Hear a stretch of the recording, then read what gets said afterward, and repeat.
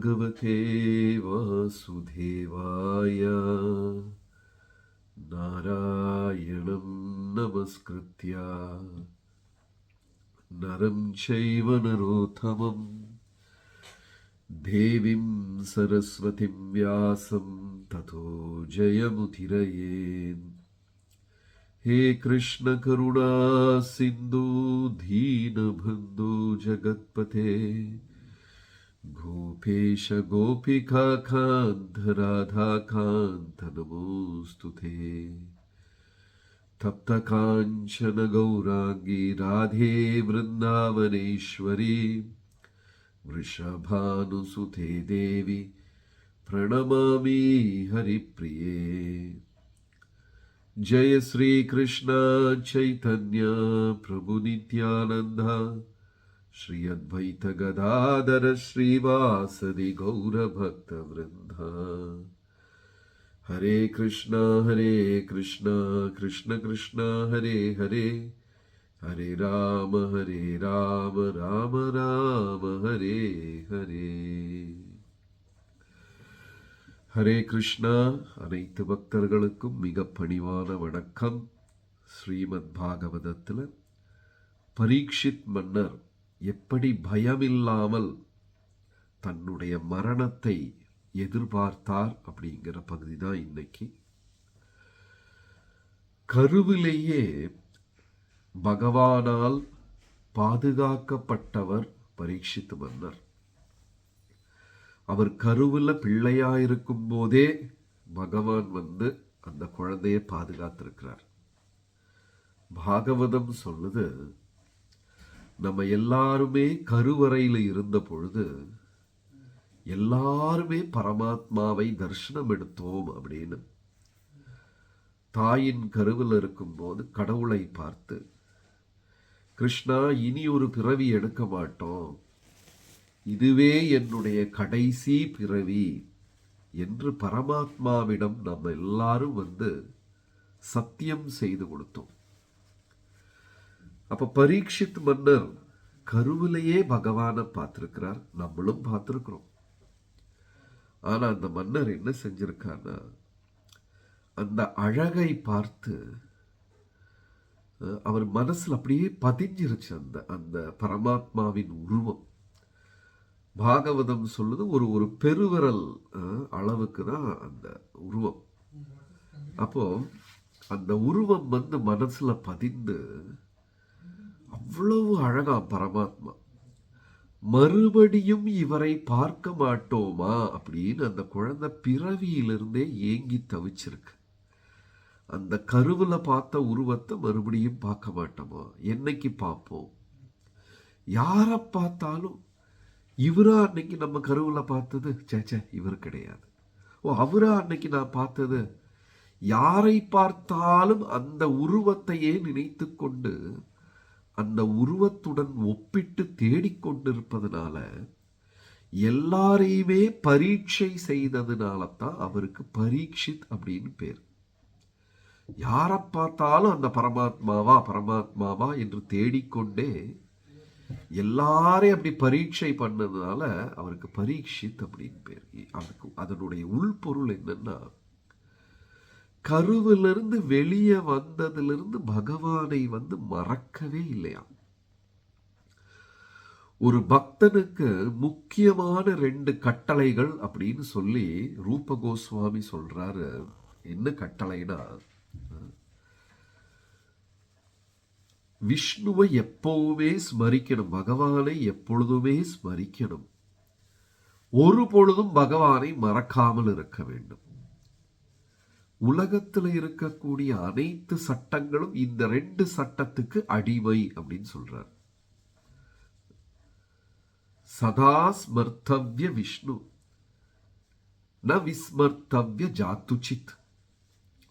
எப்பவுமே அவரை நினைச்சுக்கிட்டே இருக்கணும், ஒரு பொழுதும் அவரை மறக்காம இருக்கணும். இது ரெண்டுமே 2 சட்டம். ஆனா 2க்குமே பொருள் ஒண்ணுதான். அவரை எப்பவுமே நினைச்சுக்கிட்டு இருக்கணும், அவரை மறக்காம இருக்கணும். 2க்குமே பொருள் ஒண்ணுதான்.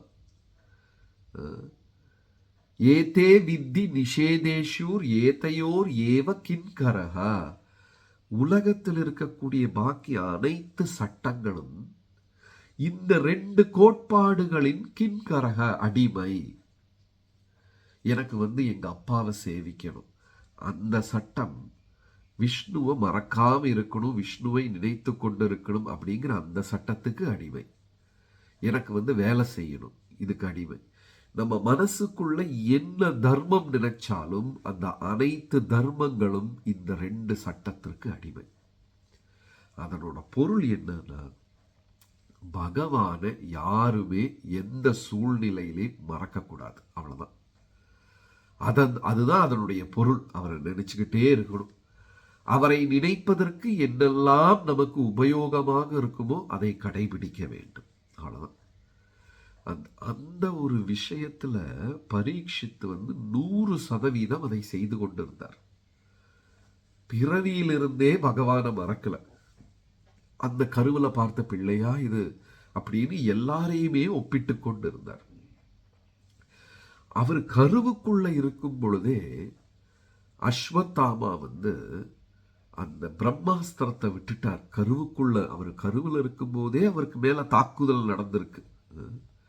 நம்ம எல்லாம் சொல்றோம் எனக்கு நிறைய எதிரிகள்னு.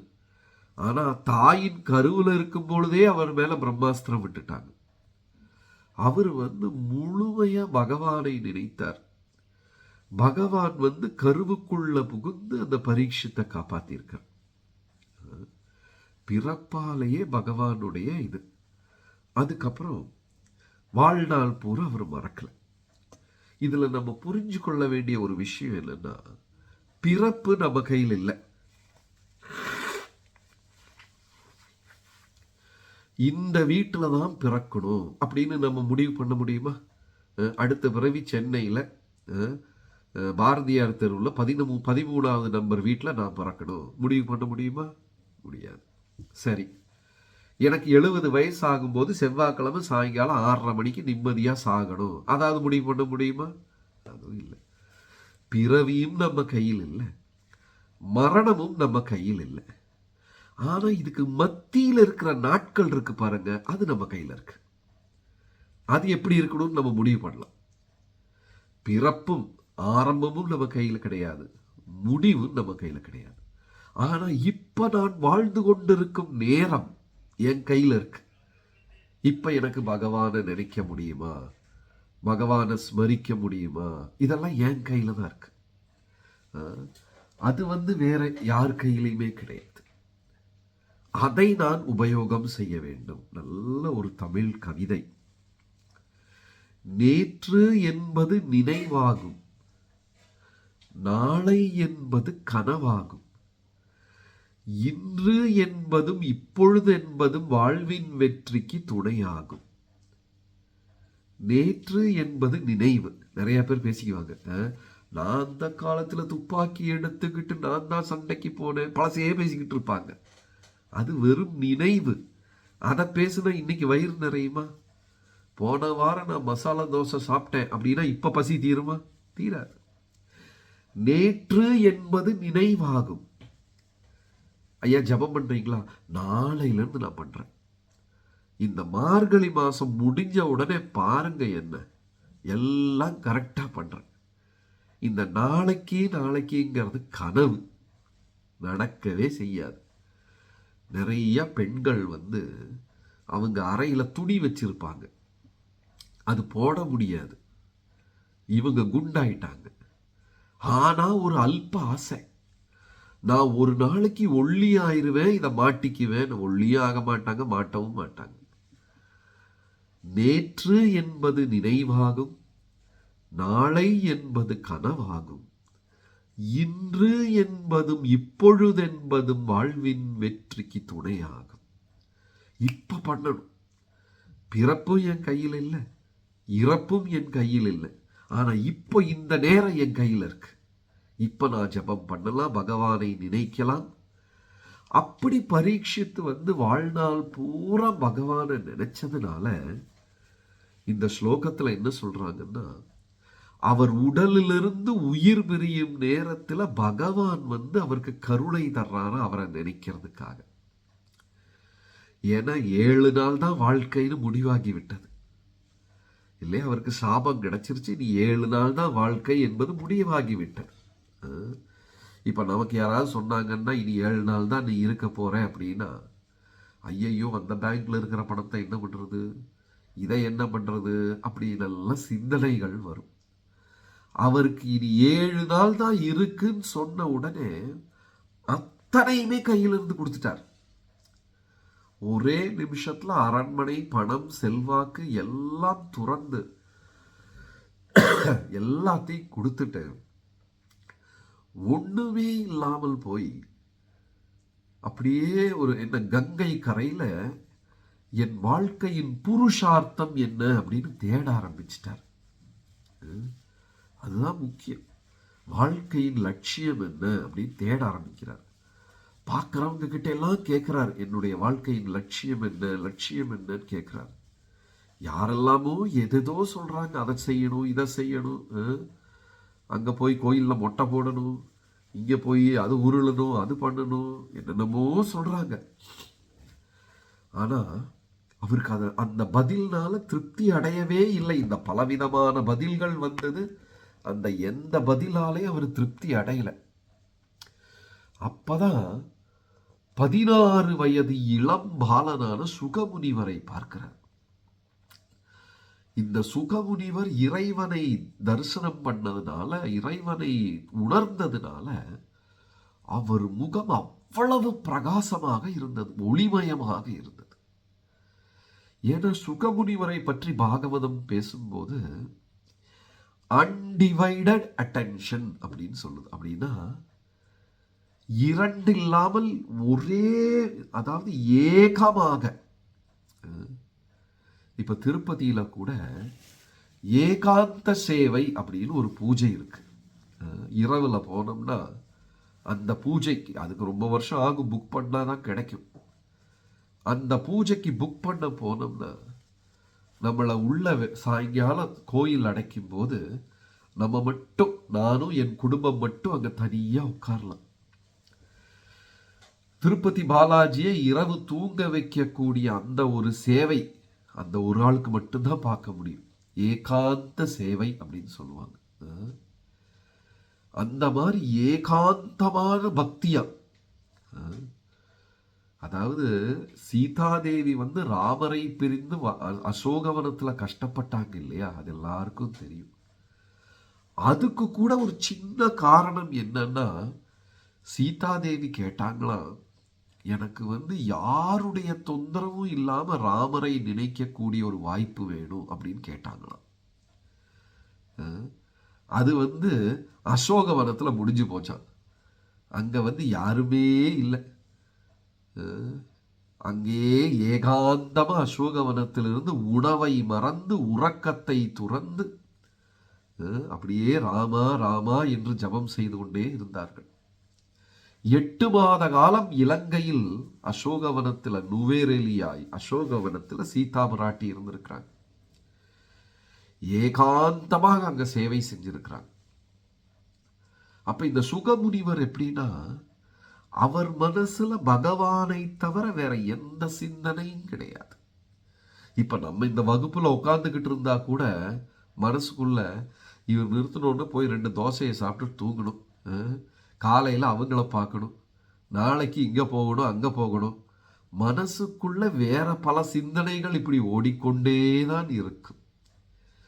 நம்மனால ஏகாந்தமாக பகவானை நினைத்து கொண்டு இருக்க முடியாது. ஆனா இந்த சுகமுனிவர் பகவான் இல்லாமல் வேற யாருமே அவர் சிந்தனையில கிடையாது. அவர் பிறவியே ஒரு விசித்திரமான பிறவி, சுகமுனிவருடைய பிறவி. பாருங்க, சீதாதேவி காட்டில் இருந்தபோது அசுர பெண்கள்லாம் இருந்தாங்க, அதெல்லாம் உண்மைதான். அது ஒரு விளக்கம் ஆச்சாரியர்கள் கொடுத்திருக்கிறார்கள், அவ்வளவுதான். அப்ப இந்த சுகமுனிவர் தாயின் கருவறையில் இருக்கிறார். வியாசருடைய பிள்ளை, தாயின் கருவறை. இப்ப திருப்பதியில ஏகாந்த சேவை இல்லையா? அப்படியா, சாரி, எனக்கு தெரியாது. பரவாயில்லையே, நம்ம பக்தர்கள்லாம் அப்டேட்டடா இருக்காங்க, எல்லாமே என்ன நடக்குதுன்னு எல்லாம் தெரியும். சரி, அப்போ தாயின் கருவறையில் இருக்கிறார் சுகமுனிவர். அவர் முற்றும் உணர்ந்த ஞானி, மெய்ஞானி. எல்லாமே அவருக்கு தெரியும். பிறப்பு, இறப்பு, அந்த பிறப்பில் உண்டாகக்கூடிய கஷ்டம், இதெல்லாமே அவருக்கு தெரியும். ஒரு வேடிக்கை பாருங்க. நான் இப்போ இந்த ஒருத்தர் சொன்னார், சமீப காலத்தில் ஒரு நண்பர் இறந்துட்டார். அப்போ அதுக்காக அவர் மயானத்துக்கு போகிறார். காரில் மயானத்துக்கு போகிறாரு. இப்போ தான் உங்களுக்கு எல்லாருக்கும் தெரியுமே, எல்லாரும் மேப்பு போட்டு தானே போகிறாங்க. ஏன்னா இடம் தெரியாது. அந்த காலத்துலனா வழி அப்படி சொல்லுவாங்க. எப்படி வழி சொல்லுவாங்க? நேராக போ, ரெண்டாவது ஒரு அரச மரம் தெரியும், அந்த அரச மரத்துக்கு பக்கத்தில் அப்படியே இடது பக்கம் திரும்பினேன்னா அங்கே ஒரு குளம் இருக்கும், அப்படியெல்லாம் அடையாளம் சொல்லுவாங்க. ஆனால் இப்போ பயணம் செய்யணும்னா அந்த மாதிரி அடையாளம் குளமும் கிடையாது, மரமும் கிடையாது, மலையும் கிடையாது. கூகுள் தான் கடவுள், அவரை நம்பி போகணும்.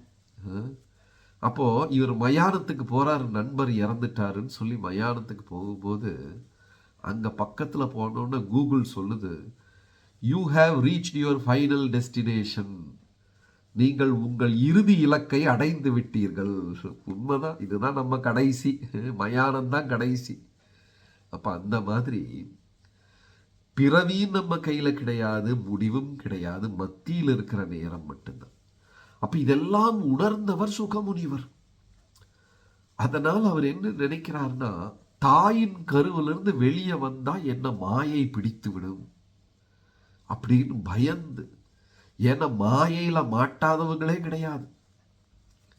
விஸ்வாமித்ர முனிவர்ல இருந்து எல்லாருமே மாயை மாட்டியிருக்காங்க. எல்லாரும் மாட்டியிருக்காங்க.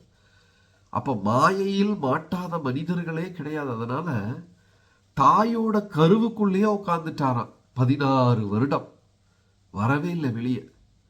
அம்மானால வலி தாங்க முடியல. ஒரு வருஷம் 2 வருஷம் பரவாயில்ல, நம்ம கேள்விப்பட்டிருக்கிறோம். குழந்தை 14 மாசத்துல பிறந்த, 16 மாதத்தில் பிறந்த கதைகள் எல்லாம் கேள்விப்பட்டிருக்கிறோம். இந்த குழந்தை வருஷ கணக்கா உள்ள உட்கார்ந்துருச்சு, வெளியே வரமாட்டேங்குது. வெளியே வந்தால் மாயை என்னை தாக்கி விடும் என்று சொல்லி அந்த குழந்தை கருவறையிலேயே உட்கார்ந்துருச்சு. அந்த தாய்க்கு நான் வலி தாங்க முடியாம கடைசியில துவாரகையிலிருந்து கிருஷ்ண பகவானையே கூப்பிட்டார். கிருஷ்ண பகவான் வந்து, சுகமுனிவரே நீங்க கவலைப்படாதீங்க, உங்களை மாயை பிடிக்காது அப்படின்னு பகவான் வாக்கு கொடுத்ததுக்கு அப்புறம் தான் தாயின் கருவறையிலிருந்து குழந்தை வெளியே வந்தது. பிறக்கும் பொழுதே அந்த குழந்தைக்கு 16 வயது. பாருங்க வேடிக்கை.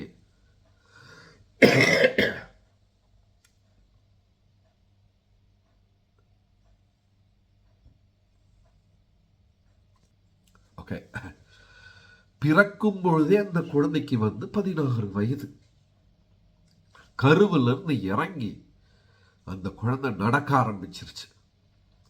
16 வயசு இளைஞன், உடம்புல ஒரு துணி கிடையாது, அழகான குழந்தை. 16 வயது வாலிபன், அவ்வளவு அழகு. ஆடை எதுவுமே கிடையாது. 16 வயதாக பகவானை பற்றி மட்டும்தான் சிந்தனை, வேற எந்த சிந்தனையும் கிடையாது. அந்த குழந்தை நடக்க ஆரம்பிச்சிருச்சு. பின்னாடியே வியாச முனிவர் தந்தை அந்த குழந்தைய நில்லுப்பா நில்லுப்பா என்று 2 கையையும் தூக்கி கொண்டு கதறிக்கொண்டு ஓடுகிறார். பிள்ளை மீது அவ்வளவு ஆசை. ஆனா அந்த குழந்தை பிறந்த உடனே நடக்க ஆரம்பிச்சிருச்சு. இவர் பின்னாடியே 2 கையை தூக்கிட்டு மகனே மகனே என்று அழைத்து கொண்டு ஓடுறார். அந்த புள்ள காதுல கூட கேட்கல. அப்போ ஒரு வேடிக்கையான, ஒரு விசித்திரமான விஷயத்தை கவனிக்கிறார் வியாசர். என்னன்னா, அங்க ஒரு குளம் இருக்கு. அந்த குளத்துல வந்து அழகான இளம் பெண்கள் குளிச்சுக்கிட்டு இருக்காங்க. அவருடைய 16 வயது இளம் வாலிப மகன் போறாரு. அந்த பெண்களுக்கு ஒண்ணுமே தோணல, அவங்க எல்லாம் குளிச்சுக்கிட்டு இருக்காங்க. பின்னாடி இந்த வயதான அப்பா ஓடிக்கிட்டு இருக்கிறார் வியாசர். அவரை பார்த்த உடனே அந்த பெண்கள் எல்லாம் எடுத்து ஆடையை உடுத்தி கொள்கிறார்கள். அவருக்கு அது ரொம்ப ஆச்சரியமா இருந்தது. என் இளம் மகனை பார்த்து அவங்களுக்கு ஒண்ணுமே தோணல, என்னை பார்த்து அவங்க ஆடையெல்லாம் எடுத்து உடுத்தி கொள்கிறார்கள். அவருக்கு ரொம்ப ஒரு விசித்திரமான ஒரு இதாக இருந்தது. அது ஏன்னா, 16 வயது சுகமுனிவரின் மனதில் காமம் குரோதம் மோக லோப மதம் மாத்சரியம். ஆசை, கோபம், சினம், பொறாமை, போட்டி, மாயை, இது எதுவுமே அந்த குழந்தை மனசுல இல்லை. ஏன்? அது 16 வயசு உள்ளே இருந்திருக்குது, வெளியே வந்தாதானே இல்லையா? அதனால அந்த மனசுல எதுவுமே சிந்தனை இல்லை. அவ்வளவு தூயமானது. இப்ப நம்மளும் குழந்தைகளாக இருந்தபோது அப்படித்தான். ஆசை கிடையாது, மாயை கிடையாது, அப்படிதான் இருந்தோம். எந்த குழந்தைய பார்த்தாலும் அப்படி முகமெல்லாம் பல்பு மாதிரி அப்படியே சிரிச்சு பிரகாசமா இருக்கும். ஏன்னா அந்த குழந்தை மனசுல களங்கம் கிடையாது, கள்ளம் கிடையாது. அப்புறம் மெதுவா 12 வயசு 13 வயசு ஆகும்போது இந்த வட்டமான முகம் பெட்டி மாதிரி ஆயிடும், அவ்வளவுதான். ஏன்? அந்த வயசுல தேவையில்லாத சிந்தனைகள் உள்ள வர ஆரம்பிச்சிடும். ஆனா 16 வயது வரை தாயின் கருவறையில் இருந்தனால அந்த குழந்தையின் மனதுல எந்த விதமான சிந்தனையும் இல்லை. அதனால பார்க்கிறவங்களுக்கும் அது என்னன்னு தெரியல, இல்லையா? இப்ப ஒருத்தர் கோபப்படுறாரு அப்படின்னா அந்த கோபம் என்ன என்று உணர்ந்தவனுக்கே அதை கோபம் என்று தெரிந்து கொள்ள முடியும். இப்ப நான் கையில ஒரு ஆப்பிள் வச்சிருக்கேன். உங்களுக்கு அது ஆப்பிள் என்று தெரியும். எப்படி தெரியும்? இது நீங்க சாப்பிட்டு இருக்கீங்க, வாங்கி இருக்கீங்க, பழகி இருக்கீங்க. நீங்க பார்க்காத ஒரு பொருளை நான் காமிச்சா உங்களுக்கு ஏதாவது தெரியுமா? தெரியாது. அதே மாதிரி இனியொருத்தன் மனதில் பொறாமை இருக்கு என்று நான் கண்டுபிடிக்க வேண்டும் என்றால் நான் அந்த பொறாமை என்னவென்று தெரிந்திருக்க வேண்டும். இது புரிஞ்சுக்கிறதுக்கு ரொம்ப கஷ்டம். எப்படி புரிஞ்சுக்கலாம்னா, ராமாயணத்துல ரிஷ்யஸ்ரிங்கன் என்று ஒருத்தர் இருக்கிறார். மானுக்கு பிறந்தவர் ரிஷ்யஸ்ரிங்கன். அவங்க அப்பா ஒரு முனிவர். எனக்கு திடீர்னு பேர் ஞாபகத்து வரலாம், மறந்து போச்சு. அவருக்கு பெண்கள்னா அவ்வளவு கோபம். எம்ல ஸ்டார்ட் ஆகும் அவர் பேரு, டக்குன்னு மறந்துருச்சு. அவங்க அப்பா அவங்களுக்கு பெண்கள்னாலே பிடிக்காது. ஏதோ ஒரு பொண்ணு ஏமாத்திருச்சுன்னு சொல்லி உலகத்தில் இருக்கிற எல்லா பொண்ணு மேலே அவருக்கு கோபம். அதனால வீட்டுல பசுமாட்டு கூட ரமேஷ் சுரேஷ்னு ஆம்பளை பேரா வச்சிருக்கிறார். சாதாரணமா பசுமாட்டுக்கு லக்ஷ்மி சரஸ்வதினு பெண்கள் பேர் தானே வைப்பாங்க. இவருக்கு பெண்கள் மேல அவ்வளவு கோபம். பசுமாட்டு கூட ஆம்பளை பேரா வச்சிருக்கிற வீட்டுல. அவ்வளவு கோபம் உள்ள ஒரு முனிவர். பெண்கள்னாலே அவருக்கு பிடிக்காது. கங்கை நதி கூட அவர் ஆசிரமத்து பக்கத்துல பயந்து வேற வழியா போயிடுச்சான். அவர் ஆசிரமம் வழியா போல. அவ்வளவு இது. தன்னுடைய பிள்ளை ரிஷ்யசிங்கனை பெண்களை பற்றி எந்த விதமான அறிவும் கொடுக்காமலே வளர்த்தி விட்டாராம். இந்த உலகத்துல பெண்கள் என்று யாராவது இருக்கு, அது அப்படியே அவருக்கு தெரியாது.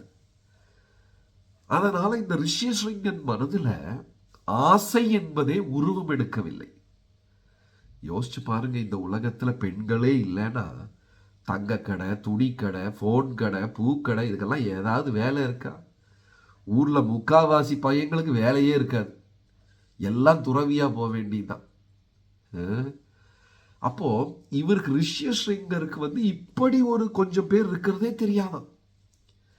அப்போ மன்னர் என்ன நினைச்சாரு, இந்த ரிஷ்யசிங்க முனிவரை கொண்டு நம்ம நாட்டுல யாகம் செஞ்சா மழை பெய்யும். ஏன்னா இவ்வளவு தூய்மையான மனிதன் எங்கேயுமே கிடையாது.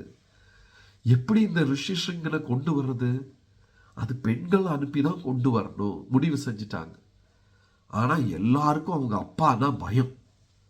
அதனால அப்பா ஆசிரமத்துல இல்லாத நேரத்துல சில அழகா நடனமாடும் பெண்கள் இந்த ஆசிரமத்துக்கு போறாங்க.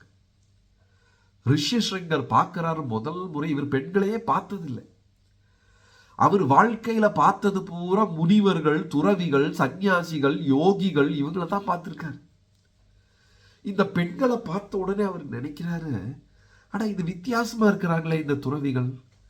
இந்த மாதிரி துறவிகளை நான் பார்த்ததே கிடையாது. ஆனா பாரு, அவங்க வாய்ஸ் எல்லாம், அவங்க இதெல்லாம் எவ்வளவு இனிமையா இருக்கு, எவ்வளவு நளினமா நடக்கிறாங்க, டான்ஸ் ஆடுறாங்க. நாம் பார்த்த துறவிகள்லாம் கோபக்காரங்களா இருக்கிறாங்களே, இப்படிப்பட்ட துறவிகளை நான் பார்த்ததே இல்லையே அப்படின்னு யோசிக்கிறார். அதுக்கப்புறம் என்ன செய்யறாரு, அவங்க அப்பா சொல்லியிருக்கிற துறவிகளை பார்த்த உடனே போய் சேவை செய்யணும். உடனே இவரு ஓடி போய் இந்த துறவிகள் நினைச்சிட்டு இந்த பெண்களுக்கெல்லாம் சேவை செய்கிறார். அவர் மனசுக்குள்ள ஒரு சிந்தனை, நான் துறவிகளை எல்லாம் சேவை செய்யும் பொழுது என் மனசுக்குள்ள வைராக்கியம், துறவரம் சிந்தனை தான் வரும், டிட்டாச்மெண்ட் தான் வரும். ஆனா இந்த துறவிகளை சேவை செய்யும் பொழுது ஆசை வருதே. அதாவது ராமாயணம் சொல்லுது, அந்த ரிஷ்யஸ்ரிங்கர் மனதுக்குள்ள காமம் உருவெடுக்கிறது. ஆனால் அதை காமம் என்று கூட அவருக்கு புரிஞ்சு கொள்ள முடியுது, தெரிந்து கொள்ள முடியவில்லை. ஏன்னா அவருக்கு அது என்னன்னே தெரியாது. அப்படி தூய்மையான ஒரு மனிதர் ரிஷ்யஸ்ரிங்கர். அந்த மாதிரி தூய்மையான ஒரு மனிதர் தான் சுகமுனிவர். ஏன்னா 16 வருடம் தாயின் கருவறையில் இருந்ததுனால அவருக்கு கோபம்னா என்ன, ஆசைனா என்ன, பொறாமைனா எதுவுமே தெரியாது. அவருடைய ஒரே ஒரு சிந்தனை அப்படின்னு சொன்னா பகவான் மட்டும்தான். அந்த சுகமுனிவரை பரீட்சித்து பார்க்கிறார். அப்ப அந்த பாகவதம் என்ன சொல்லுதுன்னா, அப்படிப்பட்ட சுகமுனிவரை பரீட்சித்து மன்னர் பார்க்கக்கூடிய அந்த ஒரு ஆசீர்வாதம், அருள் ஏன் கிடைச்சதுன்னா, பரீட்சித்து மன்னரும் 24 மணி நேரமும் பகவானையே தேடிக்கொண்டிருக்கிறார்.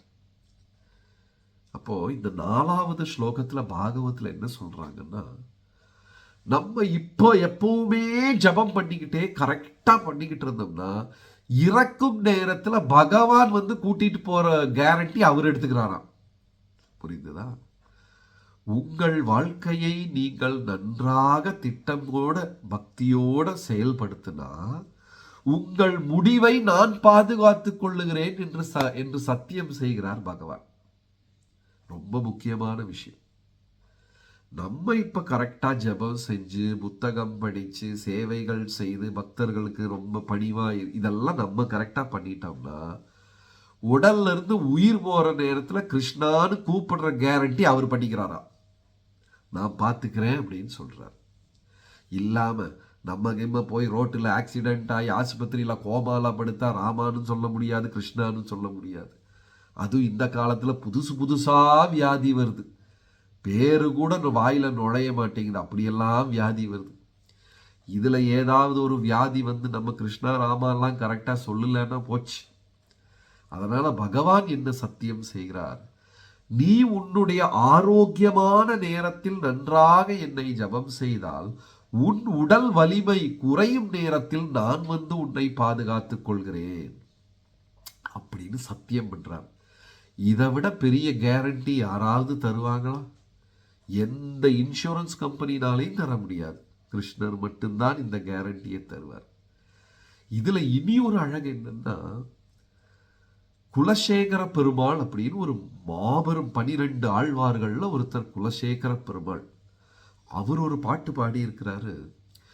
கிருஷ்ணா துவதீய பதபங்கஜ பஞ்சரந்தம் அத்யைவ விஷதுமே மானச ராஜஹம்சா பிராணா பிரயாண சமயே கபவாத்த பித்தௌ கண்டா அவரோதன விதௌ ஸ்மரணம் குதஸ்தே. பகவானே, வயசாய் உடல்ல இருந்து உயிர் போற நேரத்துல கபவாத்த பித்தை இந்த 3 என் கழுத்தை பிடிச்சிரும். உங்களை என்னால ஜபம் பண்ண முடியாது. ஆனா இப்ப எனக்கு உடல் நல்லா இருக்கு, நல்லா ஜபம் பண்ணிட்டு இருக்கு, இப்பவே என்னை கூட்டிட்டு போங்கிறார் அவரு. குலசேகரர் இப்படி ஒரு பாட்டை பாடியிருக்கிறார். இதை கேட்டு நீங்கள்லாம் யாரும் பயந்துராதீங்க. நம்ம செய்ய வேண்டிய வேலை என்னன்னா, இப்பொழுது நம்ம எல்லா ஜபம், அதுவும் இது குறிப்பா மார்கழி மாதம் ஜபம், இத சேவைகள் தொண்டுகள் இதெல்லாம் கரெக்டா செஞ்சிட்டோம்னா நம்முடைய முடிவை நான் ஏற்றுக்கொள்ளுகிறேன் என்று பகவான் சொல்றார். அதுதான் இங்க பரீட்சித் மன்னரின் வாழ்க்கையிலையும் நடந்தது. ஹரே கிருஷ்ணா. நன்றி, வணக்கம். மறுபடியும் அடுத்த சத் சங்கத்துல எல்லாரையும் பார்க்கலாம். ஹரே கிருஷ்ணா.